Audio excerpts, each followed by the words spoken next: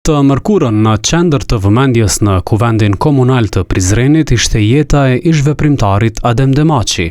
Komuna e nderoi atë me çmimin e lirisë Remzi Adema, i cili ndahet pas vdekjes.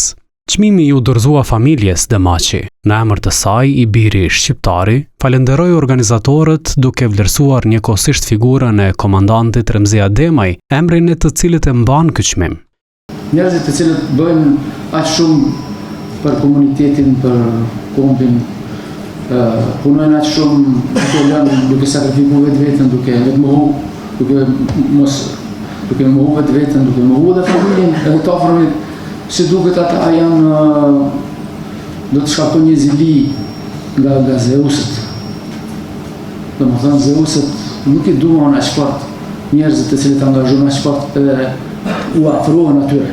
Kryetari i Prizrenit Shashir Totaj tha se amaneti i Demaçit mbetet obligim për të gjithë, edhe në kohën kur Kosova gëzon lirinë dhe shtetësinë e saj. Kur Kosova është e lirë dhe ka institucionet e veta, amaneti i Demaçit nuk përfundon. Në një farë mënyrë, ai vetëm sa bëhet më kërkues ndaj nesh. Na obligon të ruajmë lirinë çdo ditë, jo vetëm me ceremoni, por me drejtësi, barazi dhe respekt ndaj çdo qytetari.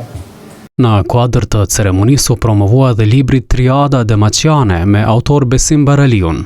Vepra trajton jetën dhe filozofinë e Demaçit përmes 3 shtyllave kryesore: fiksimit, qëndrimit dhe guximit.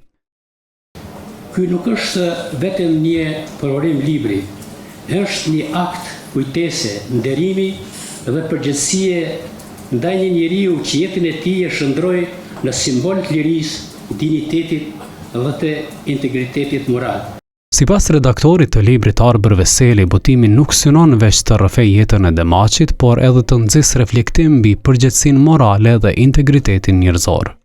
Autori nuk shkruan për Adem Demaçin vetëm që ta njohej më mirë.